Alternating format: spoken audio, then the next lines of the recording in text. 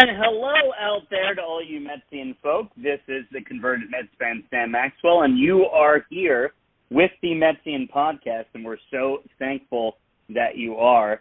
We're coming up on a holiday, more or less like the unofficial end of summer, but, it's hot town, summer in the city, like I alluded to, the Love and Spoonful song in the title of this podcast.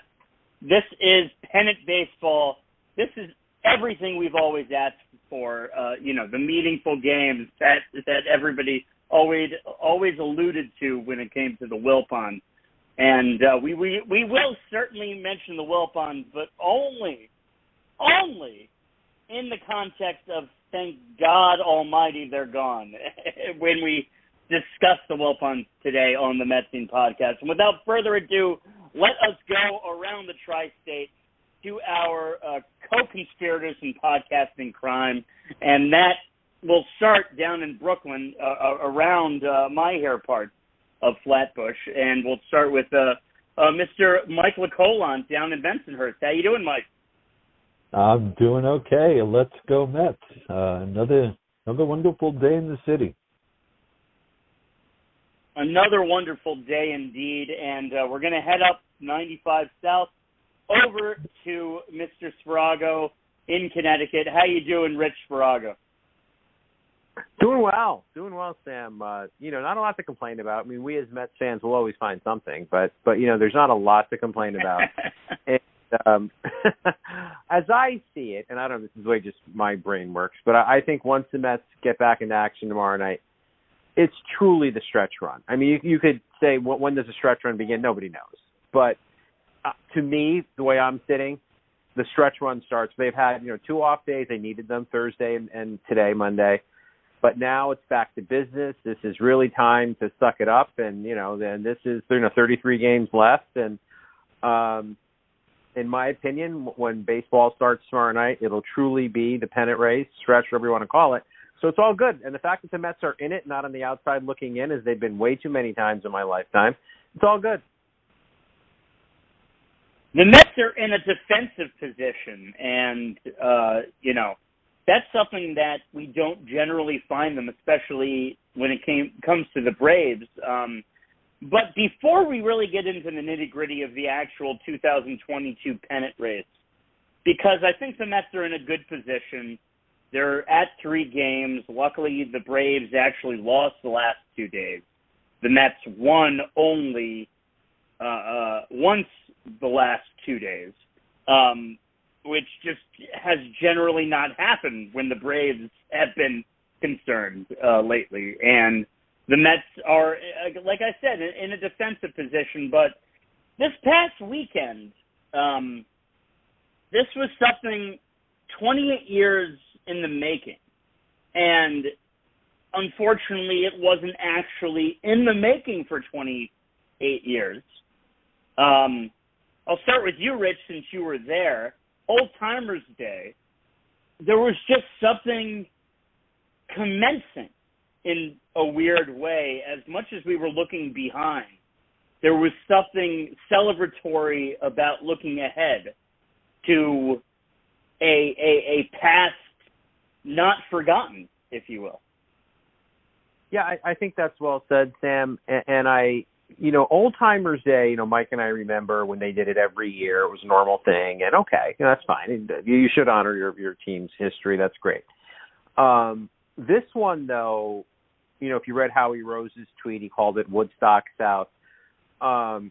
This one was something that had a lot of meaning for a lot of different reasons. Yes, it had been 28 years. That's reason 1, check. Reason number 2 is the team is once again embracing its history, Seaver statue, all those things. That's number 2, check.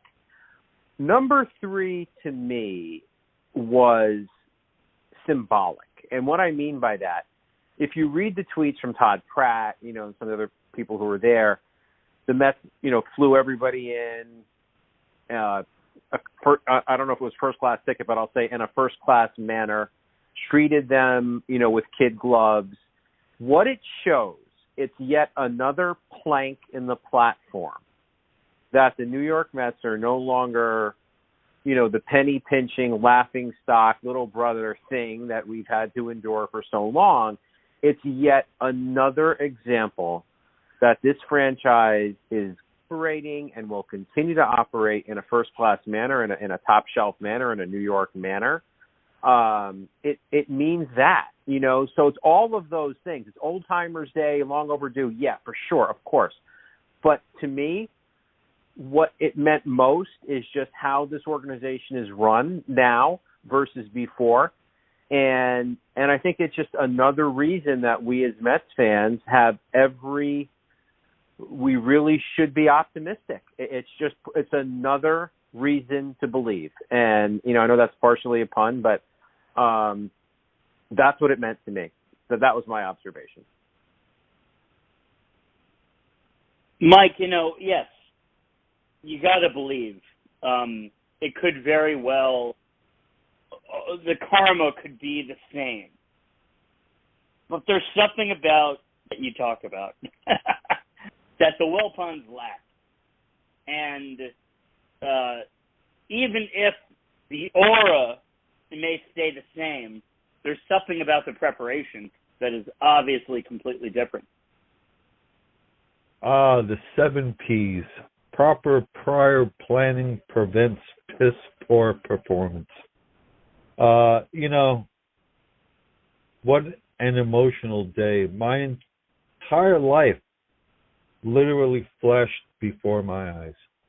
I turned 55 this year, and I have full recall of the Mets since 73, 74, more 74 because he was a little spotty. I spent some time out of the country, but I wasn't left on my own. I had my aunt, my uncle, my other uncle, my other uncle, my mother, a lot of family members educating me. So I'm grateful for that. And what happened is all that came back. It's been missing for so long. What transpired over the weekend just shows how badly, how poorly previous ownership handled this team's not only individual legacy as the New York Metropolitans, but its National League legacy. This team is the torchbearer of that National League legacy of New York City. And there's a responsibility that comes with that that's long been ignored, in part. Of course, we know previous ownership's affinity with the Brooklyn Dodgers. But our lineage comes more through the Giants than anything because of Mrs. Joan Payson. And we shared a playing field with the Giants at different times in our eras. But nevertheless, at one time or another, we both called Polo Grounds home. So everything that transpired was a not just a home run, Sam, but a grand slam of all time.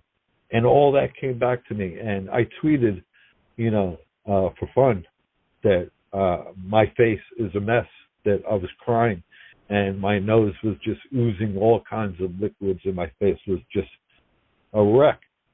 But it's true, because all that came back to me, and they got it so right. Every Met fan of every generation had something to cheer for and applaud and to be thankful for that day. Every single one who can either watch or be there or just hear about it. The Mets are back. At least my Mets are back. And they've been gone for a long time because they were taken away from us. We were denied that. Sure, there was a team on the field playing and they were, wore Met uniforms. No, but something dramatically and radically changed. And we know what that is, and I'm not going to name names. But this weekend just showed how much or how far we've been separated from that. And now that we're rejoined, I'm rejoicing. I couldn't have been happier with the way this weekend played out. Every single bit of it. I mean, Frank Thomas was there, and he looked great. Jay Hook was there. Everybody from every era. Everybody had a favorite on that field that day. I was so happy to see John Stearns. Yeah. But reconciliation and just a tremendous job by Mr. Jay Horowitz. But of course, none of this could have ever happened without Mr. Steve Cohen, and thank you to him and his family. And I'll say this last word in regards to what took place over the weekend. Buck Showalter said it. He said that owners don't want to really pay for this. And, well, I think that speaks for itself. Yeah, it does. Thinking about the legacy, early part of this of 62, 63 was kind of all about the Dodgers and Giants, Mike, like you said, and the Dodgers are coming in. But the reason the Dodgers are such a draw this time around is not because they used to play in Brooklyn. It's because you have the top 1 and 2 teams playing against each other. And it did seem to be such an interesting little juncture to do this with the Dodgers coming in, considering there hadn't been as much a callback to the Giants. And they tried to brush it off as the seats being the color of Polo Grounds. But that was, as we all know, a load of horse you-know-what. Rich, with all that said, I say that the MVP of the old-timers game was Mookie Wilson. What say you? That's right. I think he did not look like I think he's 64. He did not look like a 64-year-old man out there. And, God bless Mookie. I mean, Mookie speaks to people, closer to my age, our age, right? Because, Frank Thomas, I've never saw him play. And, Jay Hook, I mean, is just a name to me, But Mookie, of course, was, big part of the 86 team and then Buckner and all that. And so, Mookie definitely was MVP. But I just want to say something else that I know is not going to make me the most popular person on this podcast, but I feel like I have to, and it'll be fun to discuss it. You mentioned that it's interesting they did it with the Dodgers coming in and all of that. Okay, my opinion is I really, really think it's time to stop with the Dodgers and the Giants. That I think the Mets now need to stand on their own. It's been 64 years since those teams left. The fact is, gentlemen, a lot of the guys who played in those teams are deceased. A lot of the fans of those teams are deceased. It's time. It's time to come into the current era and stop talking, and this is my opinion, I'm not talking about you guys, I'm in general, and stop idolizing the past of the Dodgers and the Giants. These teams still exist, and they compete with the Mets. The Giants knocked the Mets out of the 2016 playoffs. Honoring them in any way, other than saying they once played in New York, no. As far as I'm concerned, no. Stop. It's 64 years. Let it go. The New York Mets are now the National League team in New York. If we want to say the Giants Dodgers played there, like I said, that's fine. They don't romanticize the Mets. They didn't romanticize the Mets in 1988 when the Dodgers knocked them out. So it's time to stop. Seriously.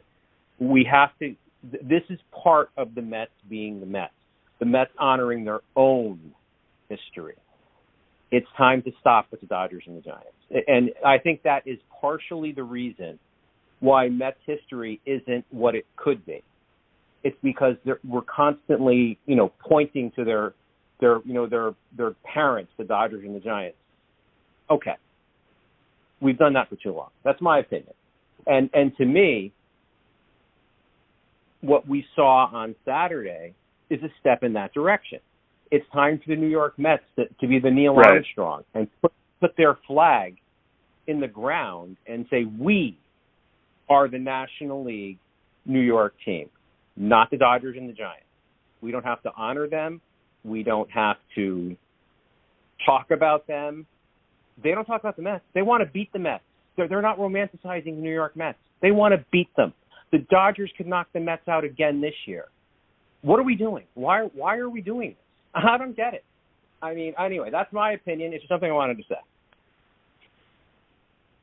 So I will take this to you, Mike, with that.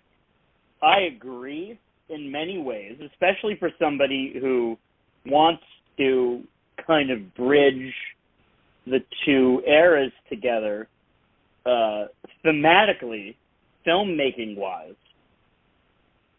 But that's always I've always looked at it separately and understood the gripe that Met fans had with the way that the Wilpons went about honoring Jackie Robinson. Now, mind you, that specific thing should be honored the way it is, the way it's been presented.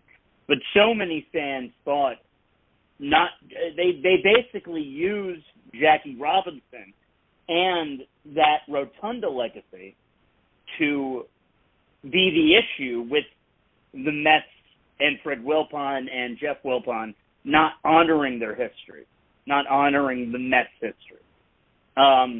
This also led to the talk of a lack of honoring the New York Giants.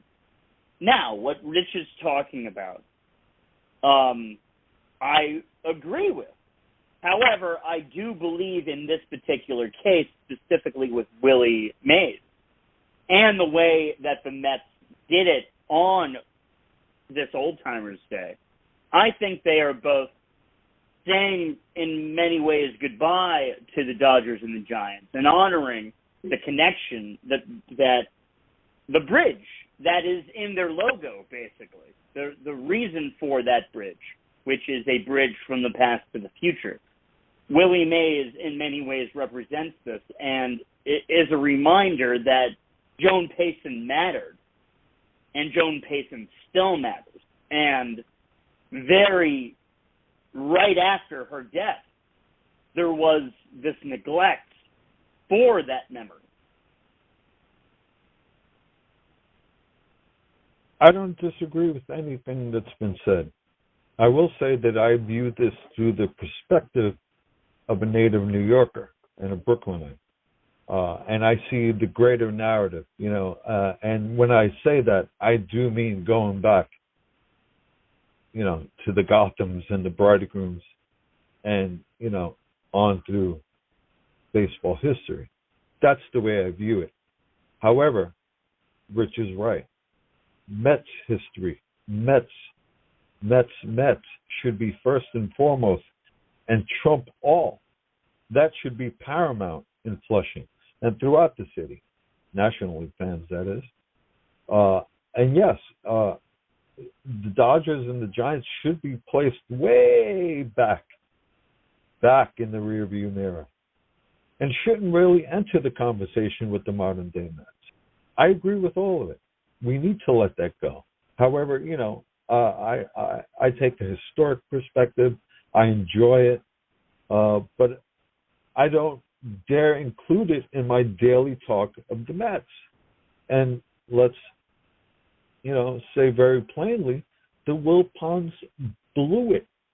They did not have the Mets first and foremost on their minds.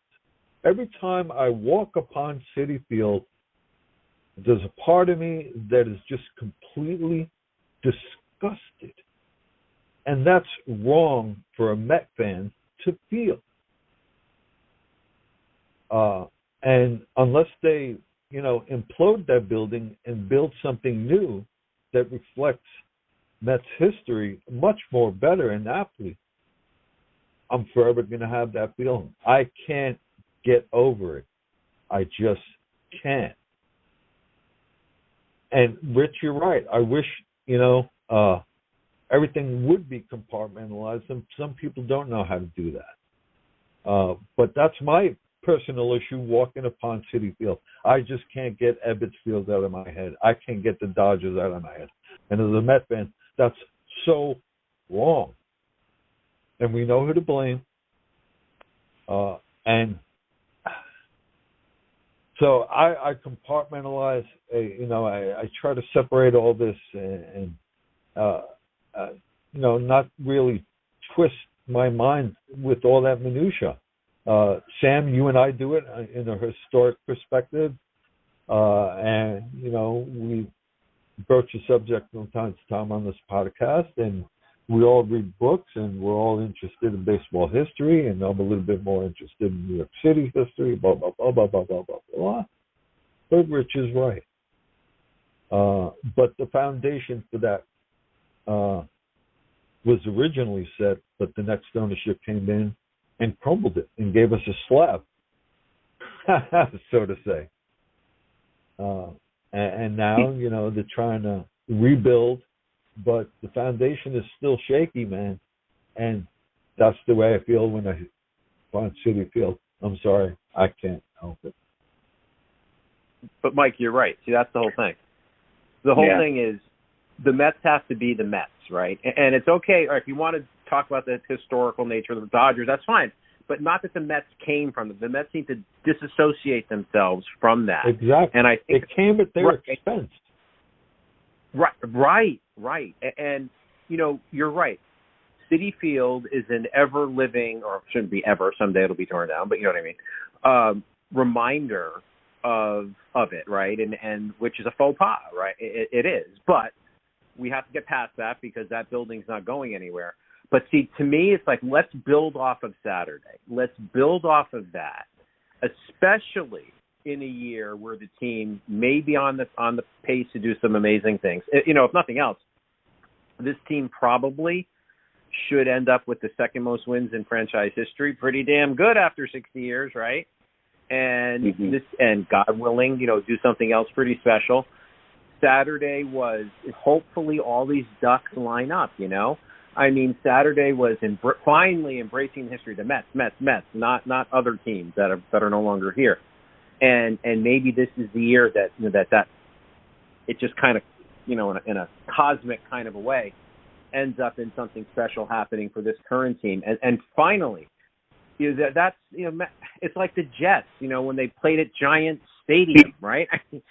that matters. You know? It doesn't matter to the players. I get that, but right, the fans have an identity.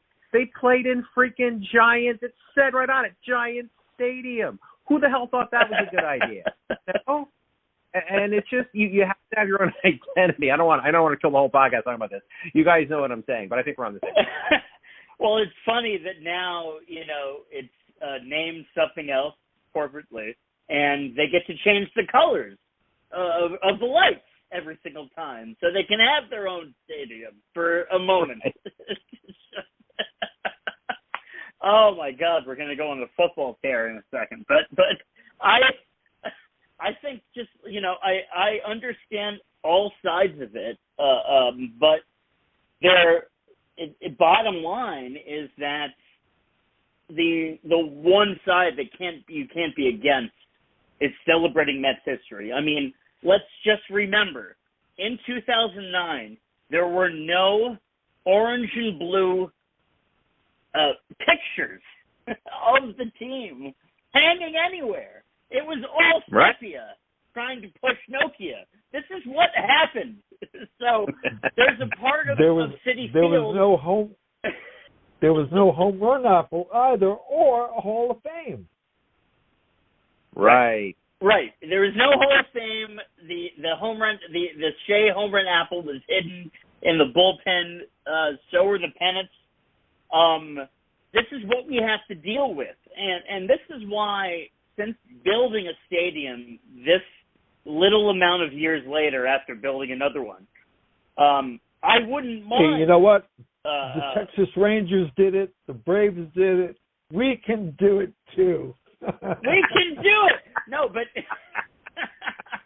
the problem obviously, you know, is bureaucratic, because when you look at what the Wilpons got done, and the fact that they just did it next door to where they used to live, there's a reason why they did it next door to where they used to live, and it may be a tough time unless you could really sell Sunnyside Yards, because that's the only way this happens, is if you go downtown stadium and Steve Cohen pays for the whole fucking thing. Excuse my language.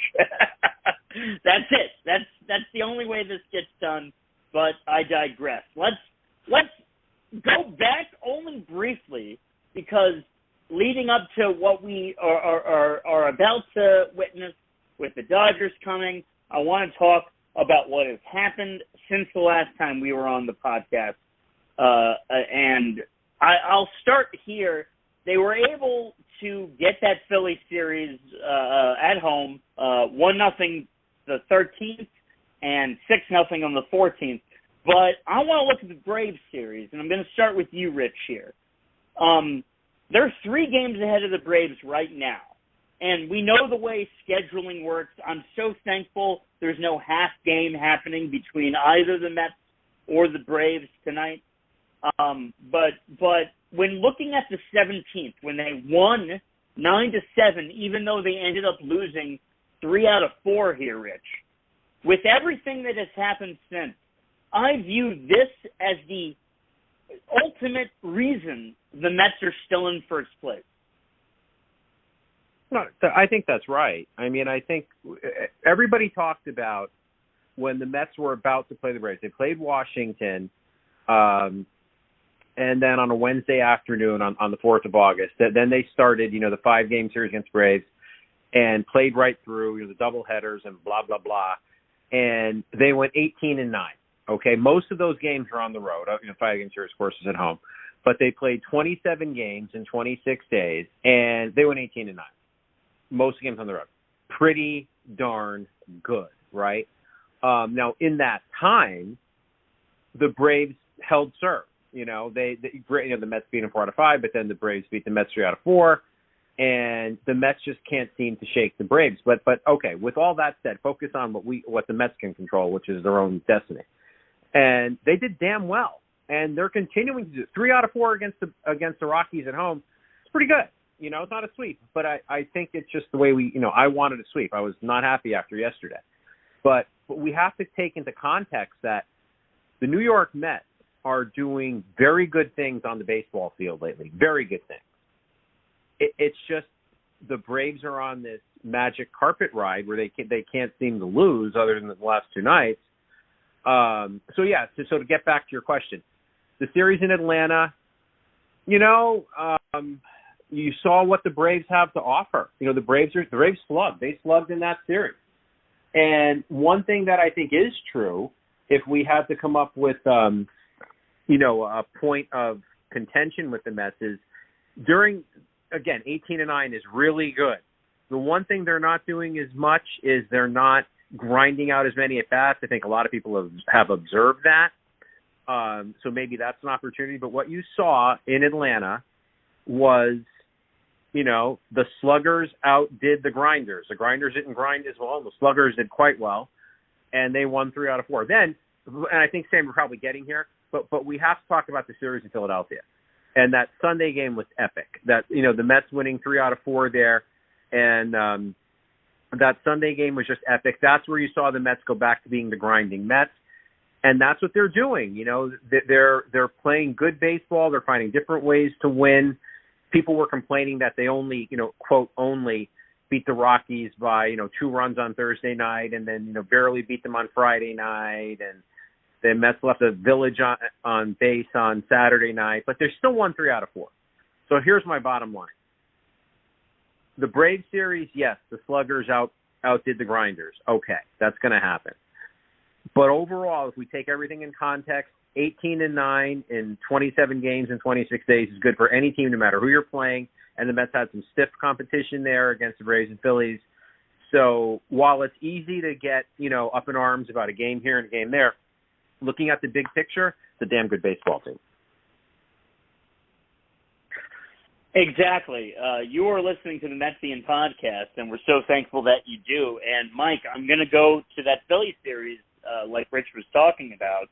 But in context, oddly, with this recent Colorado series, and I want to start with Mark Canha. I think what the Colorado series, even though we won 3 out of 4, what it shows us is that, the guys ahead of Mark Canha can't always leave it up to Mark Canha like they did in some of these at-bats in the Rockies series. And he's not always going to be able to come through every time like you did in the Phillies series. No, you're right. We can't let expectations get too high and let our imaginations get away from us. Marcana is Marcana. He's not Albert Bell. But, that 1-0 game, look, this is baseball. As Rich said, we took 3 out of 4 from the Rockies. Right now, since we last spoke, the Mets are 9-8. That's a game over par. Let's not forget, early in the month, we won 4 out of 5 from the Braves, but then we played them again, and they got the better of us. They took 3 out of 4. That's baseball. But let us not forget, we suffered a couple of injuries, one to a pitcher, infielders. We had to bring up Brett Beatty. So, we had a little bit of adversity to deal with. We bounced back against the Phillies. We took them, in both of those respective series. And with the Yankees, we got the better of them the last time we played, and they got the better of us this time around. That's baseball.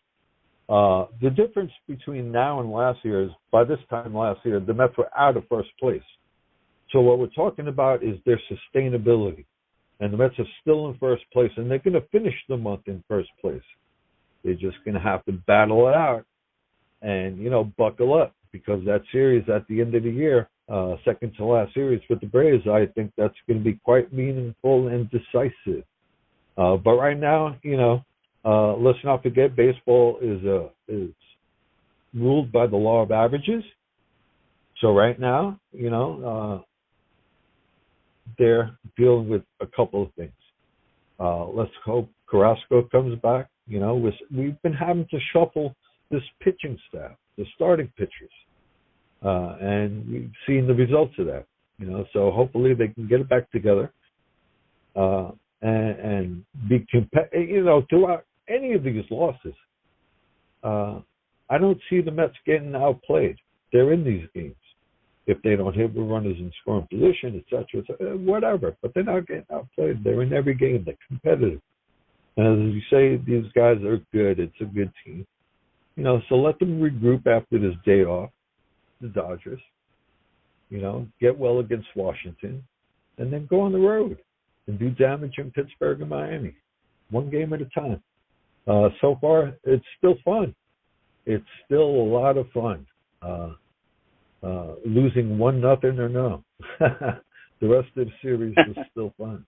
And all of this is good. I'm not going to let one game destroy my mental outlook on this season. It's been so joyful, and I'm going to continue to view it that way. I'll see you in Pittsburgh, Mike. More to discuss later. Anyway, don't know whether that's going to happen, but I think when you look at the last bit of the schedule, Rich, Mike brought up a lot of different stuff there, and where I want to start with is Brett Beatty. What have you liked? What haven't you liked? What do you think he needs to get better at?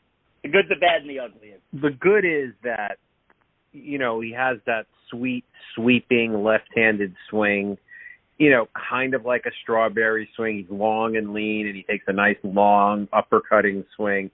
And he's got power. He's shown it. He's had a couple of home runs, but he's also had some really high exit velocities on balls. And so he generates a lot of power in that bat, and that's something to be really jazzed about. He defensively hasn't looked awful. He's had he's had one, I think he bobbled, but he's, made all the necessary plays for the most part. I mean, it hasn't stuck out to me as being poor defensively. But what does he need to get better at? Well, the same stuff a lot of guys who have very little time at AAA have to get better at. He's still not making enough contact. He still, could use a little bit of polish defensively. He's not bad, but maybe he can use a little bit of polish defensively. And he just looks like a guy who has a promising future, who was brought up way too soon because they had a need. And okay, other teams do that too. Keith likes to talk about how he was brought up and then he was sent back down. There's nothing wrong with that. There's no shame in that. I think we're seeing that, he's hitting like 150 or so, and that might even be generous. And he just needs a little, the game comes at you very quickly. on the major league level. He just needs to sharpen his skills a little more in AAA, and he probably needs a little more time down there. That's all. But I think there's a lot to be positive about. I think he can be a left-handed power hitting third baseman, and what's not to like about that? It's just it's not there yet. And if the Mets were, I happen to have the Twins Red Sox on, and if the Mets were the Red Sox, basically out of the picture, let the kid stay up all year. Let him get those at bats on this level and be ready for next year. I personally don't think the Mets have the ability to do that. I think they have to put their best players on the field, and right now, he's probably not one of them. So I say send him back. Send him down. He's hitting 184 at the moment. I think he has to work on making more contact, getting used to the speed of the game at AAA. So when they bring him up the next time, it's for good. Those are my thoughts. Mike, there's 2 days left basically in the month before rosters expand, and they're talking about even bringing up Mark Vientos when that happens. So, do you think the Mets are just holding off till I don't even know what the numbers are, and maybe you can enlighten me regarding that in terms of roster expansion. But Louis Guillorme, you and I discussed this earlier today off air, that basically they're waiting for Louis Guillorme to be done with his rehab assignment to make a decision on Brett Baty, because it wouldn't make sense for them to have all 3 of them, Escobar, Guillorme, Baty. But the rosters are about to expand. I thought they had changed it to not it. So what is the number, considering I'm pretty sure there was something about it not being 40 anymore? So Mike, do you know what the number is that it will expand to on September 1st? I do not off the top of my head, no. But I do know it changed, like you said. Usually the problem is owners don't want to pay. That's usually the problem. Rebuilding teams, they have no problems pulling up players for September. But usually it's the owners who just don't want to pay, and therefore they don't do it. Excuse me for a second. I had to clear my voice. It'll be interesting to see what they do. You got to start the clock sometime. I'm not saying do it or not. I'm just sitting on the fence on this one. At some time, you got to do it. The Mets started doing it in '83 and '84, and you know where that got us. They did it again, leading up to 15. So at some point, you got to do it. So if the so this is not there. This is 12 players less rich than what we had been used to. What it used to be when the entire 40-man roster was up for grabs. It is now 28. So there are decisions to be made once September 1st rolls around. Absolutely. And certainly one thing that could happen is you just keep Baty here, right? And but I agree with what you said, Sam. You have Guillorme and Escobar, and what's Baty going to do? Left-handed pinch hitter. Is that the right thing to do to this kid? Who clearly needs more reps? I don't think it is. I think he could benefit from more time down. One interesting possibility roster-wise, you guys know that Travis Jankowski is back in the organization, and I know, he clearly struggled at the plate. But here's a guy, you see Vogelbach, right? Vogelbach, I have my own opinions on that. I like Vogelbach a lot, but he can't move. I don't know why he's on the active roster right now. I don't see why you have a guy with a hamstring issue. I don't get it. Give the guy a 10-day DL stint, or if it takes 2 weeks or more, let him get healthy for the postseason. I don't see what they're doing. The other night when he did that double play against the Yankees, it took him 45 minutes to run down to first base. But, the Mets at times need a pinch runner or maybe a replacement, I mean, time the guy with a calendar, right? But I mean, but Jankowski could be that defensive whiz in the outfield, could play all three positions. He could be the pinch runner. If you're going to keep Vogelbach active, well, you're going to need maybe in the ninth inning, he leads off with a walk in a tie game. You need a speed, right? Naquin runs well, but maybe he'll be third in the game. So anyway, Jankowski's a possibility. I know he's not on the 40 right now because he was DFA. They'd have to make a move. But I think that's a possibility. I don't think keeping Brett Beatty here makes any sense to me for the reasons you've already said. But they, unlike past years, like you said, where it was like everybody and their brother was up, and had everybody in the dugout. They'd show the dugout, and the dugout would be full all the way down, which I always thought was nonsensical anyway. Teams have to be very strategic.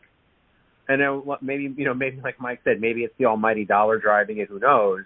But the fact is that they have to be very strategic about adding two more players and who those guys will be. I personally would like to see maybe would like to see Jankowski and maybe Vientos. Get a power hitting bat who seems to be doing quite well, thank you very much. Send the guy down who seems to be struggling, give Vientos his shot, and bring Jankowski up because the team could use the defensive replacement and the pinch runner. Mike, I'll go here with that. The thing about Vientos is I feel as if this needs to happen in the next 2 days. Otherwise, let's say Vientos does have the impact you're hoping for. Why would you want to lose that? Is the same thing with September 1st and the playoff roster? Is that still in effect? Because at that point, if he can be effective at all, why would you want to not take him into the playoffs? Well, I'll answer that with another question. Kind of. Will Buck Showalter find him useful? In his mind, how creative can he be with these call-ups? That's, to me, the bottom line. Can Buck Showalter optimize these call-ups? And if he doesn't think so, I think he's going to speak up. Yeah, no, I would agree on that. So the way I'm looking at it right now, in a typical season, any player who is on the 40-man roster or the 60-day injured list as of 11:59 p.m. ET on August 31st is eligible for the postseason. So according to the way I just read that, Rich, if they're on the 40-man by August 31st, he could still, let's say it's Vientos, just hypothetically speaking, he could still be on the playoff roster. Yeah, that's always been the case, actually. Anybody on the 40 as of the 31st, the difference this year is more like, what you said earlier, which is that they only expanded 28 rather than 40, but having to be on the 40 to be eligible for the postseason, having to be on the 40 by midnight on September 1st, right, that has changed. So Vientos is eligible, right? He doesn't have to be on the major league team as long as he's on the 40 by September 1st. But I think what Mike said is accurate. They have to figure out what combination of 40 men do they need to be able to pull from, and they have to figure that out in 2 days and 2 hours and 15 minutes. They have to figure that out.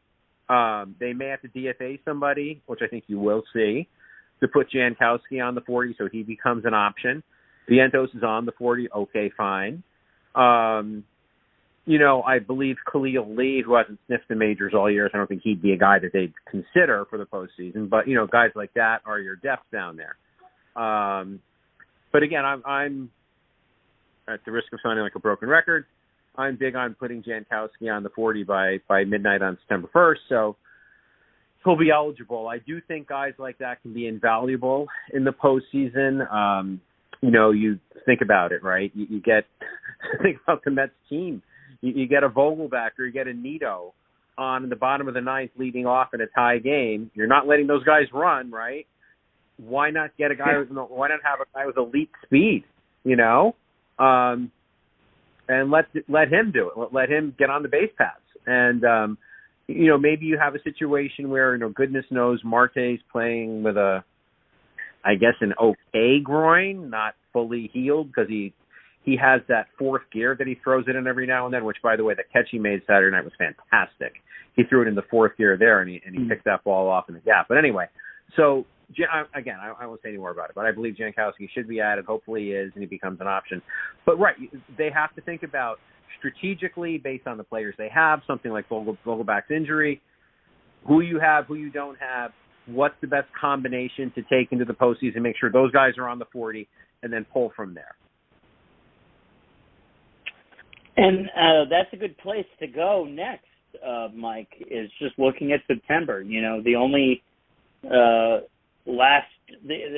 only thing we have to look at with August is the Dodgers series. Forward after that, you know, the Mets are running into a bunch of spoiled series, especially the Athletics, who just spoiled the Yankees.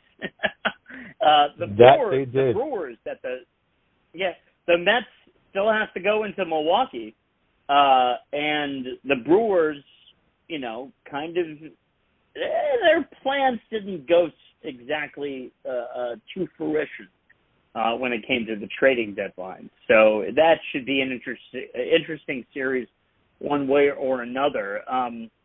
When looking at this,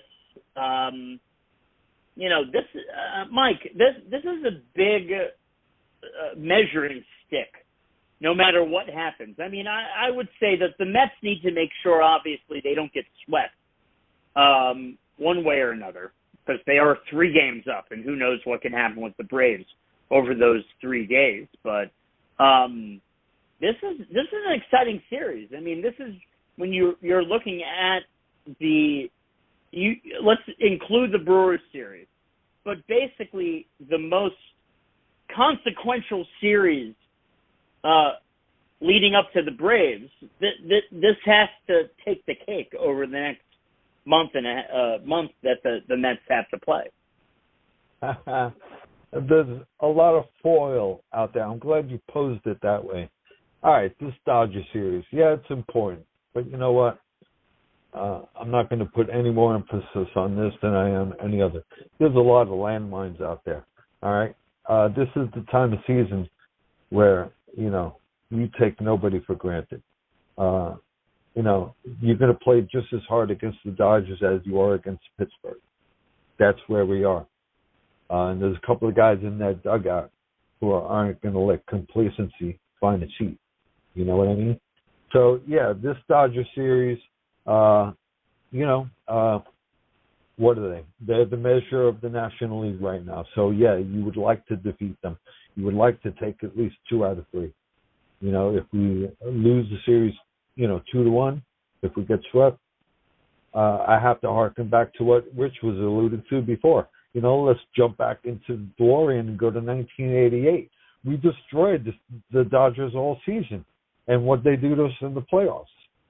You know, so, again, we're in a stretch right now, like I said, 9-8 over their last 17 games. It's just the way it's going. We got a couple of injuries. Eduardo's back. We got to wait for Carrasco to come back, you know, and we need Guillorme back on the field. And things need to get back in place. So, you know, I don't see it that way. Every series to me is important from here on out.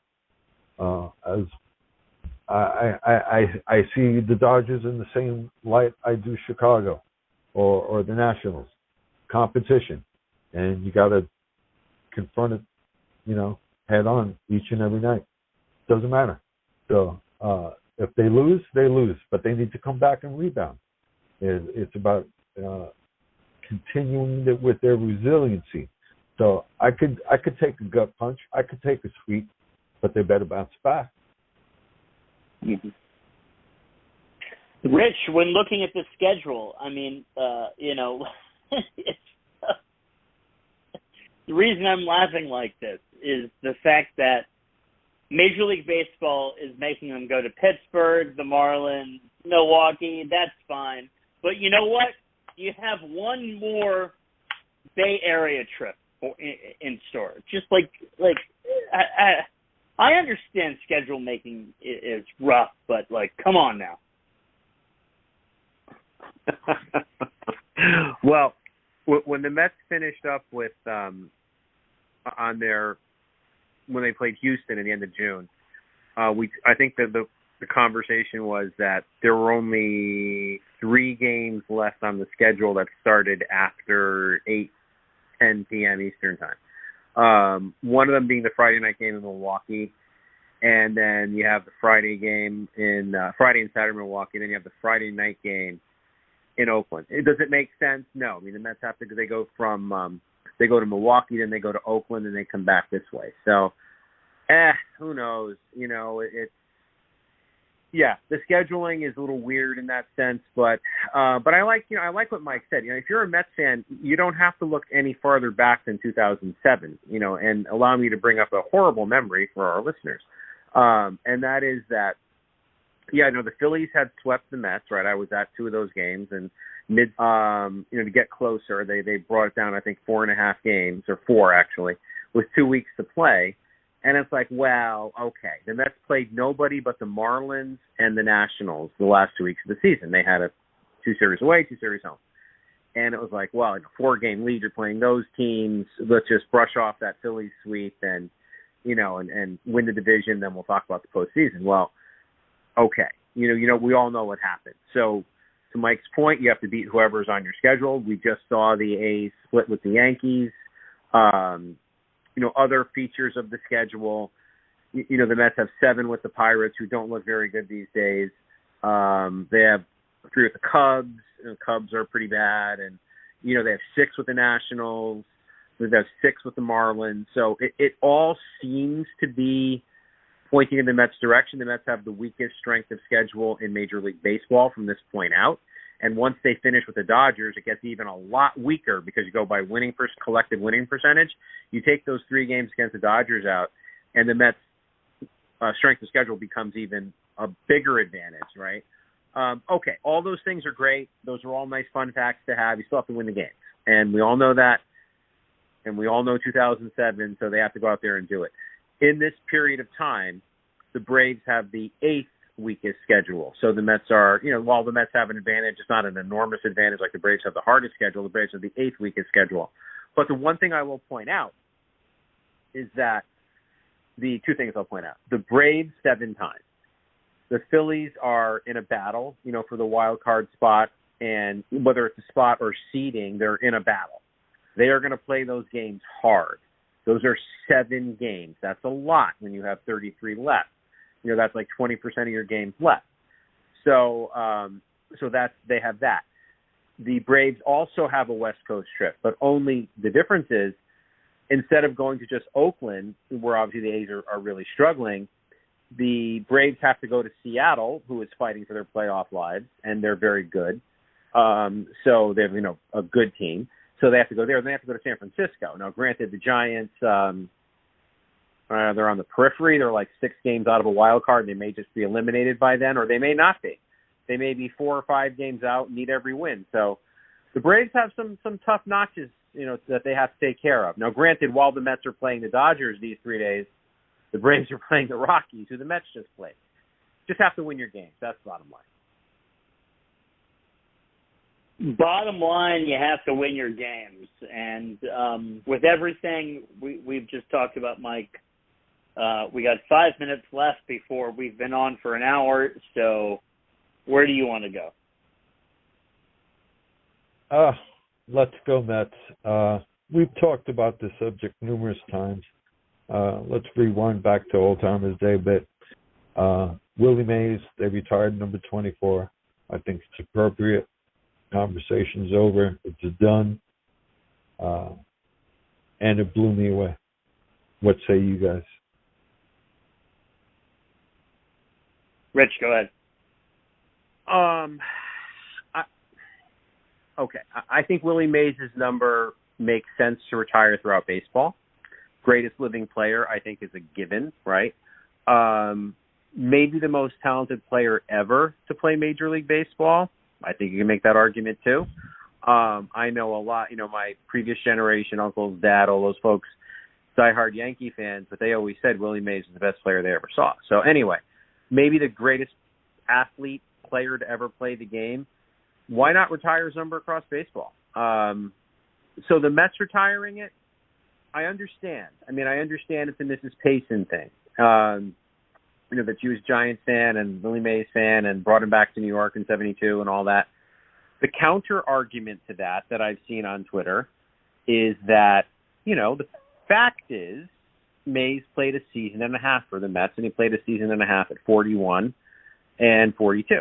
And he obviously didn't make an impact. He wasn't brought here for that reason. He was brought here so he could retire in New York. So should the New York Mets be retiring his number as a tribute to Mrs. Payson? Okay, understood. Beyond that, I saw somebody on Twitter, and I'll just leave it here, list out 60 other players who should be retired, have their numbers retired before Willie Mays, because they did more for the New York Mets, a lot, and obviously a lot more. So Mays' number is being retired by the Mets, not because of what he did as a Met, but because of Mrs. Payson. And again, I don't want to go down this rabbit hole again, but going back to the thing we talked about, saying he was great in New York, okay, but he was great for another franchise. Does that mean that, his number's retired? I don't know. We already talked about that. So I guess it's how you look at it. That's my opinion. I in no way view what he did on the field with the Mets in any of this. I think this is more ceremonial. We're just one of baseball's all-time greats and somebody who's deserving. You can crunch the numbers. They're obvious. He's not the reason why they were National League champions in '73, but he helped. But I never take into account his playing days with the Mets when I think of number 24. And yeah, Rich, this is about Joan Payson. And as the matriarch of this organization, if she wanted it, I want it. That's the way I see it. And I'll swipe. I was just gonna swipe in and say I think Willie Mays transcends what he specifically did with the Mets, and that so happens to be a National League pennant as well. And so it's not just like Milwaukee with Hank Aaron, where he was able to get to 755. He got a pennant to get to his 660. Like, that has to count for something on top of Joan Payson, and as well on top of what he means not only to baseball but to National League Baseball in New York. Go ahead, Rich. No, I have nothing to add. I think that's right. I think if you're doing it for Mrs. Payson, none of us would be on this podcast with Mrs. Payson, right? There wouldn't. Oh, I'm good with that. Totally good with that. I'm just saying, there are two schools of thought. I don't really have a dog in this fight or a horse in this race, or that cliche is one way or the other. I see it both ways. I mean, when this one guy on Twitter, was a guy who's had on this podcast, by the way, was adamant. I mean, he's like, he gave a Met for every year that is far more deserving than Willie Mays. And you're right, Mike. If you look at production as a New York Met, but forget it. I mean, obviously not. But for Mrs. Payson, for what he meant, and the fact that he's the greatest living player maybe to ever put on a baseball uniform, you could make that argument, and it's just where you come down. I mean, to me, it's like, okay, when they put number 24 up there, I remember when they got Willie Mays. I was a little tyke, and I remember, hearing about this great guy, and I, saw him play for the Giants. He looked old to me at the time, but they got this great guy, and everybody was excited, so I was excited, right? And little kids get excited when other people get excited. So I have no problem with it. It's just, again, I'm just saying there are two schools of thought on it. And can I just say that they're playing the Athletics in Oakland on September 24th at 4:07 p.m. Eastern Daylight Time. This is where I'm going to go next. Speaking of somebody who may be of deserving across baseball of his number being retired, the Mets play the Pirates at Citi Field on September 15th. And, Mike, this is Roberto Clemente Day. Now, maybe you can enlighten me a little bit more as to whether this is just a general baseball day or whether this is a national holiday that's been claimed. But September 15th, 7:20 p.m. against the Pirates, which is obviously fitting. I mean, do you know more about this specific Citi Field day? I'm kind of caught me off guard there. I don't know if Citi Field will be doing anything in particular. But, you know, Roberto Clemente Day is something, and it's been something for quite some time. Very deserving. Yeah, you know, I think this is, you know, Rich, I'll go to you here, that this is something I think you could very well argue. You know, you mentioned in terms of baseball retiring certain players' numbers across baseball. Right now, Jackie Robinson is the only one, 42.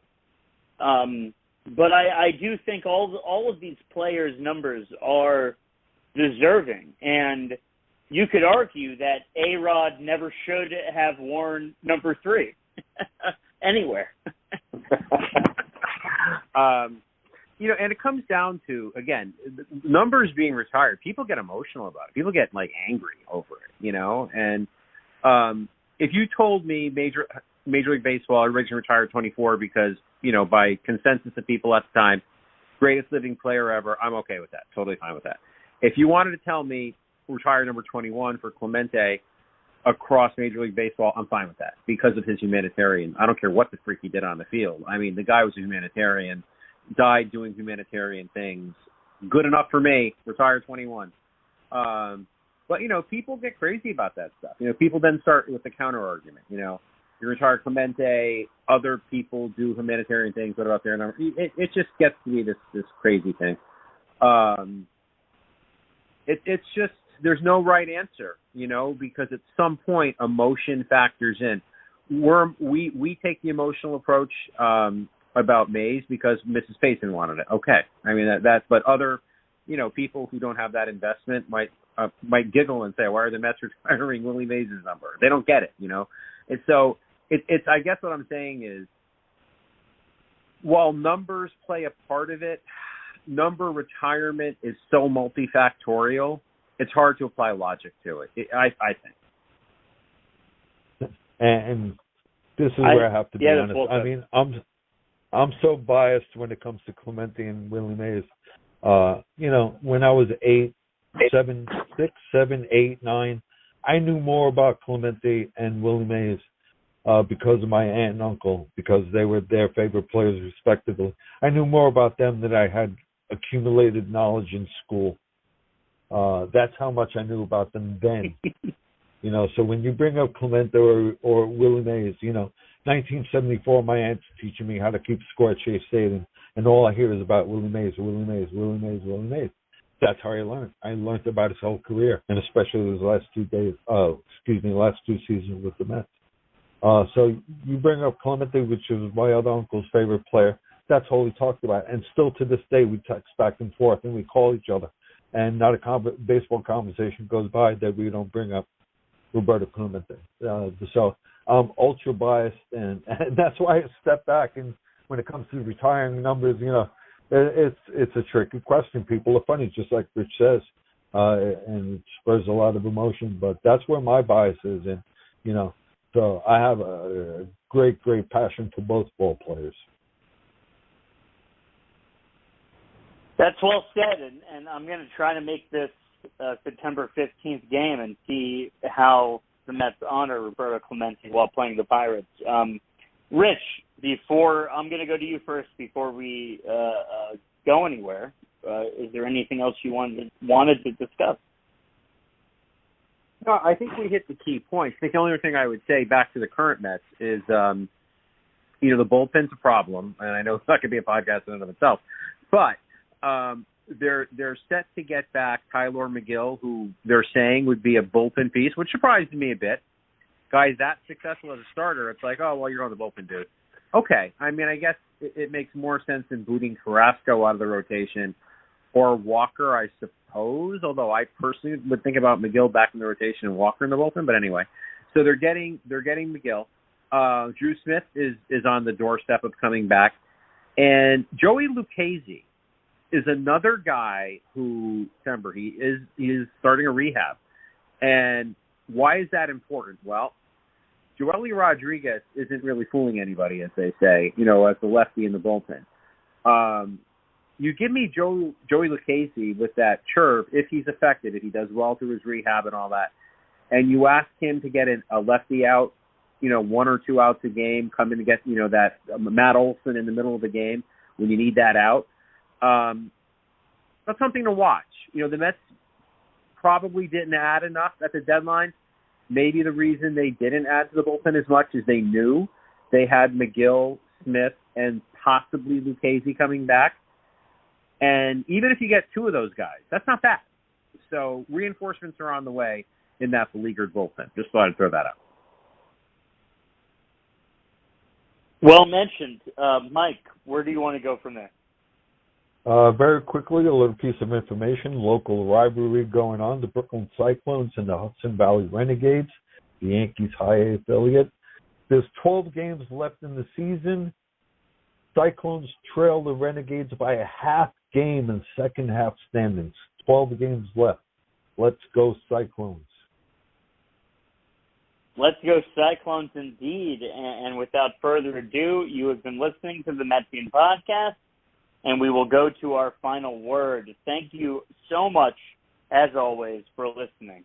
And I'm going to first start with Michael Colon for his final word. And as we like to say around these here parts, shameless plug. Take a bite. Shameless plug, Brooklyn Charlie bloggers. I'm actually replaying the 1890s Brooklyn Bridegroom season. Anyway, let's continue to take one last bite out of the dog days of summer. As you say, Sam, let's try and sweep the Dodgers. Let's go Mets. Let's go Mets. Rich, your final word. My final word is stretch. Like I said earlier, I'll finish where I started. It is the stretch drive. And guys, let's think about this. In the 61st season of the Mets, so many times they've been playing out the string and not an active participant in the stretch run. The New York Mets are real. They're in a pennant race. They're in the stretch run. They will make the playoffs. They have a 99% chance of making the playoffs, according to Baseball Reference. So let's just be thankful that the stretch run is here and the New York Mets are in it. Let's go Mets, and give us your shameless plug, I should have said. Oh, yeah, Metsmerize Online. I do my business, my baseball business pieces, my offbeat stuff like baseball attendance and stuff like that. I let the other writers handle stuff, like OPS and slugging percentage and who they should get at the trade deadline. That's all very important. I like to do the stuff that nobody else does, like baseball businessy stuff, TV ratings, things like that. Thank you. Yeah, man. Thank you. And converted Mets fan, I don't write on there much anymore, but there's always plenty to take a look at, especially how I converted from Yankees, Sullivan, the story of Brooklyn and its Dodgers, which you couldn't tell the Mets story without it, regardless of how much we should look to the future. And that's my final word, to the future. We need to continue to push on. We need to continue to push forward. And we need to lock this division down. Let's go Mets, everybody. Thank you for listening. Thanks, Mike. Thanks, Rich. Take care. Let's go, Good night, Matt. all. Thank you.